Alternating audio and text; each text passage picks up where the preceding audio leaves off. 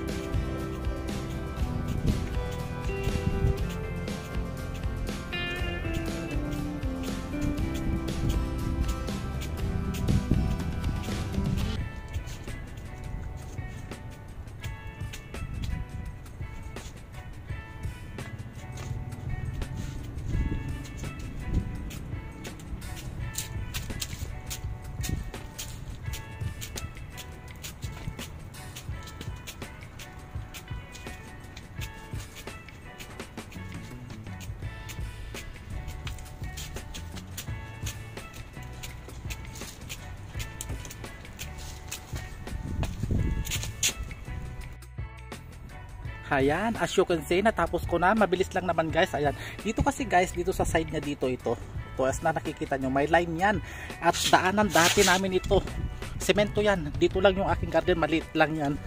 Maliit lang yung aking garden. Ito, semento yan hanggang dyan. Pero yung tinanim kong ito, itong halaman ko na to, kumalat, kaya yan, natabunan na yung daanan namin dito na pathway. So, ayan, as you can see, diba, pantay-pantay ang pagkakat niya. Ayan, gumanda na. Ayan, diba?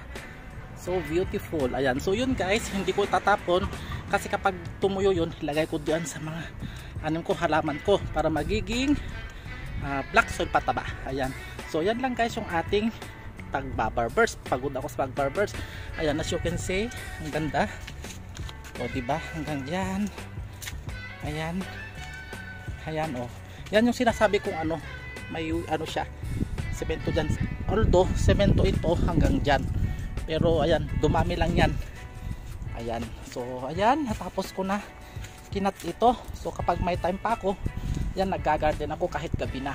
Ito lang kasi yung time na mayroon ako. So ayan, as you can see, ayan, nandyan din yung aking mga vegetable garden. Ganyan, halo-halo na dyan.